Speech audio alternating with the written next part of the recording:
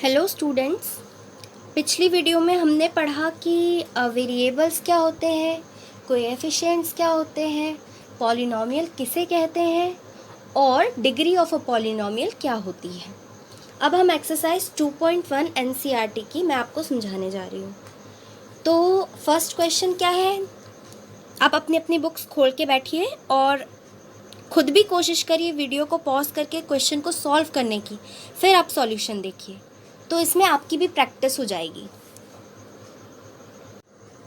तो first question क्या है, which of the following expression are polynomials in one variable and which are not, state reason for your answer. तो students, मैंने आपको कल बताया था कि वेरिएबल किसे कहते हैं। जो अननोन चीज़ होती है हमारी इक्वेशन में, हमारे एक्सप्रेशन में, उसे हम क्या कहते हैं, वेरिएबल, जिसकी वैल्यू हमें नहीं पता होती है। तो इस क्वेश्चन में पूछ रहे हैं कि इन सारे जो एक्सप्रेशंस हैं उनमें से वन वेरिएबल का पॉलिनॉमियल कौन सा है, मतलब कि सिर्फ जिसमें एक ही टाइप का वेरिएबल हो, या तो x या तो y या तो a या तो t, कुछ भी एक टाइप का वेरिएबल होना चाहिए, दो टाइप के वेरिएबल नहीं होने चाहिए। तो फर्स्ट क्वेश्चन क्या है, 4x² माइनस 3x प्लस 7। तो इसमें आप देख सकते हैं कि इस एक्सप्रेशन में एक ही वेरिएबल है, सिर्फ x है, x के अलावा कोई भी वेरिएबल नहीं है, ना y है ना a b c, कुछ भी नहीं है, सिर्फ x से बना हुआ है ये एक्सप्रेशन। तो इसमें एक ही वेरिएबल है जो कि है x। तो ये क्या है, पॉलिनॉमियल इन वन वेरिएबल। सेकंड पार्ट क्या है क्वेश्चन का, y² प्लस √2। तो इसमें भी आप देख सकते हैं कि एक ही वेरिएबल है y के अलावा कोई भी वेरिएबल नहीं है इस इक्वेशन में। जो हमारा थर्ड क्वेश्चन है, थर्ड पार्ट है क्वेश्चन का, उसमें क्या है, 3√t प्लस t√²। तो आप देख सकते हैं कि इसमें यहाँ पर जो 3√t लिखा हुआ है, तो ये जो t है ये क्या है, अंडर रूट के अंदर है ये। तो ये क्या है, ये एक पॉलिनॉमियल ही नहीं है।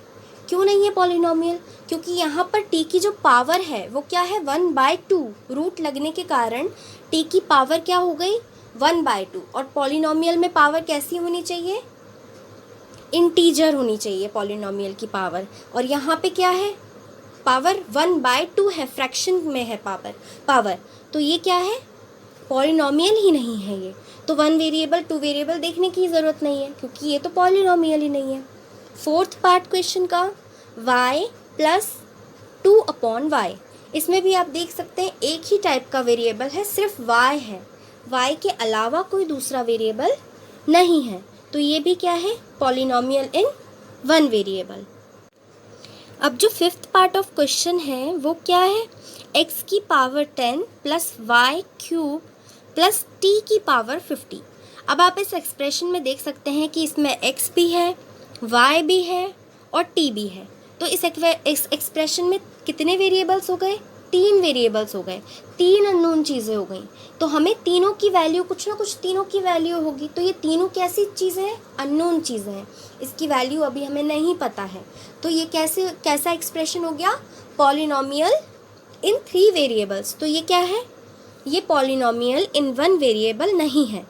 तो ये वाला जो फिफ्थ एक्सप्रेशन है ये क्या है, पॉलिनॉमियल इन वन वेरिएबल नहीं है। ये इसमें 3 टाइप्स के वेरिएबल हैं, x, y और t। Now students, question number 2 पे आते हैं। Right the coefficient of x² in each of the following. First part है क्वेश्चन का, 2 प्लस x² प्लस x। मैंने आपको पिछली वीडियो में बताया था कि कोएफिशिएंट किसे कहते हैं, जो वैल्यू x के साथ जुड़ी हुई होती है, x की, जैसे कि x² के साथ वाली वैल्यू, जो सामने जो भी नंबर होता है विथ साइन, वो क्या होता है, कोएफिशिएंट होता है। जैसे कि फर्स्ट वाली इक्वेशन में फर्स्ट वाले एक्सप्रेशन में आप देखिए, 2 प्लस x² प्लस x, हमसे क्या पूछा है, x² का कोएफिशिएंट पूछा है। तो इसमें x² का कोएफिशिएंट क्या है, x² के साथ मल्टीप्लाई होने वाली क्या चीज़ है यहाँ पे, +1, कुछ नहीं है तो क्या है, 1 है। तो इस एक्सप्रेशन में, फर्स्ट वाले एक्सप्रेशन में एक्स स्क्वायर का कोएफिशिएंट क्या हो गया, +1। हम 1 भी लिख सकते हैं क्योंकि प्लस के केस में आप नॉर्मली 1 भी लिख सकते हो, बट माइनस के केस में आपको माइनस लगाना ज़रूरी होगा। सेकेंड क्वेश्चन क्या है, 2 minus x square plus x cube. यहाँ पर एक्स स्क्वायर जो है इसके साथ क्या चीज़ जुड़ी हुई है, माइनस, और कुछ नहीं है, कोई भी नंबर नहीं है, तो क्या है, 1 है। तो -1 इससे इनटू हो रहा है, इसके साथ जुड़ा हुआ है। तो इस इक्वेशन में, इस एक्सप्रेशन में कोएफिशिएंट ऑफ एक्स स्क्वायर क्या हो जाएगा, -1। थर्ड पार्ट है जो क्वेश्चन का, उसमें क्या है, π/2 एक्स स्क्वायर प्लस एक्स। इस एक्सप्रेशन में क्या है, एक्स स्क्वायर का कोएफिशिएंट π/2 प्लस π/2, π/2 भी आप लिख सकते हैं। फोर्थ पार्ट जो क्वेश्चन का है उसमें क्या है, √2 x - 1। तो इसमें एक्स स्क्वायर नहीं है, इसका मतलब क्या है, किसी भी चीज़ के साथ जब ज़ीरो मल्टीप्लाई होता है तो वो पूरी चीज़ क्या बन जाती है, ज़ीरो बन जाती है। तो अगर इस इक्वेशन में एक्स स्क्वायर नहीं है, इसका क्या मतलब है कि उसका कोएफिशिएंट ज़ीरो है, उसका कोएफिशिएंट ज़ीरो है, जिसकी वजह से एक्स स्क्वायर जब ज़ीरो से मल्टीप्लाई हुआ तो वो पूरी टर्म क्या हो गई, ज़ीरो हो गई, एक्स स्क्वायर वाली टर्म ही गायब हो गई एक्सप्रेशन में से। तो फोर्थ वाले पार्ट में क्या हो जाएगी, एक्स स्क्वायर का क्या हो जाएगा, कोएफिशिएंट ज़ीरो हो जाएगा। Now question number 3, give one example of each of a binomial degree 35 and of a monomial of degree 100।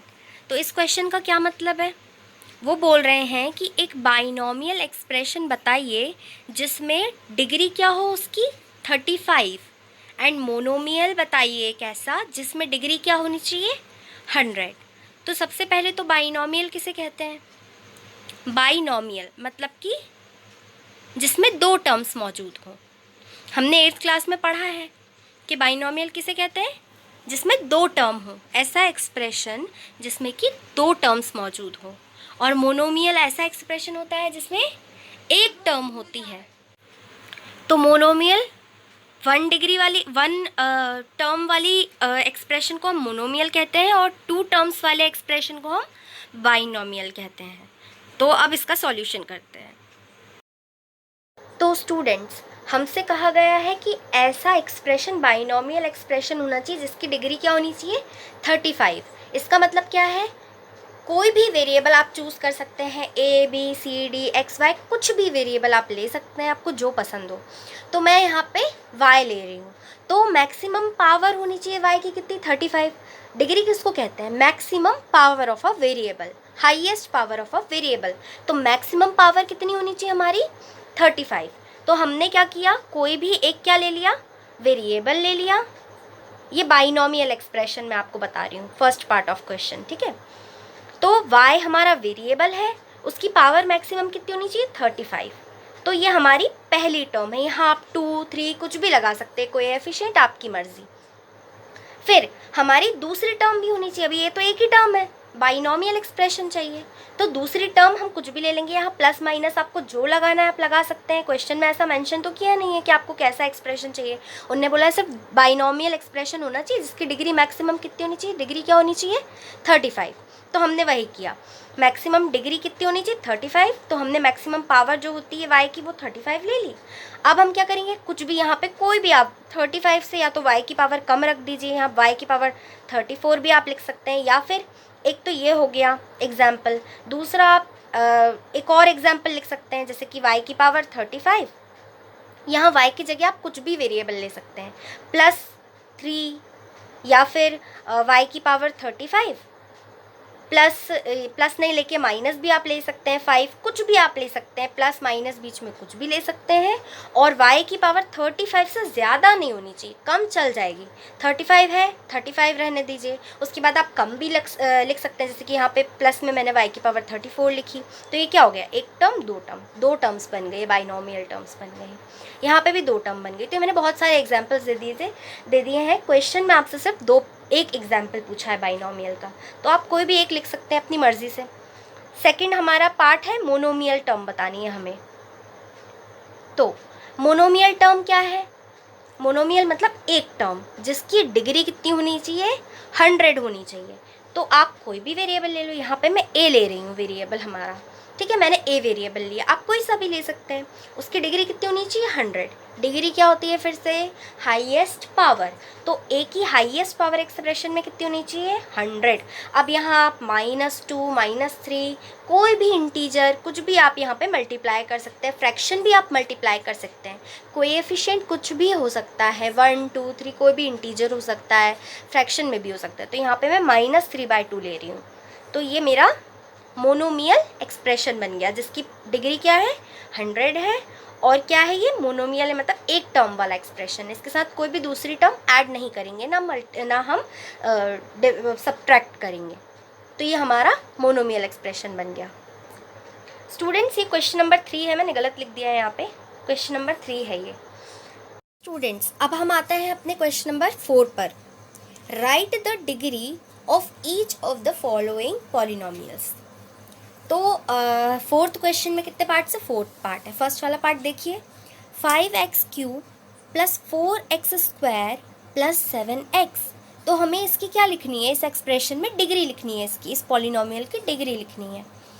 तो मैंने आपको बताया था डिग्री क्या होती है, हाईएस्ट पावर। तो इसमें x वेरिएबल है, x की हाईएस्ट पावर क्या है, 3 है हाईएस्ट पावर। तो फर्स्ट वाले क्वेश्चन की डिग्री क्या हो जाएगी, 3 हो जाएगी।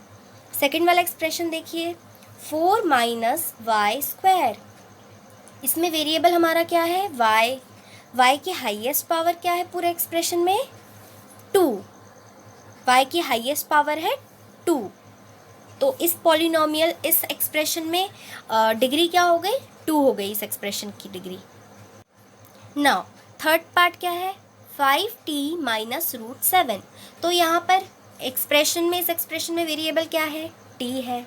t की हाईएस्ट पावर क्या है पूरे एक्सप्रेशन में, हमें एक ही t दिख रहा है, जिसकी पावर क्या है, सिर्फ 1 है, कुछ नहीं, मतलब 1 है उसकी पावर।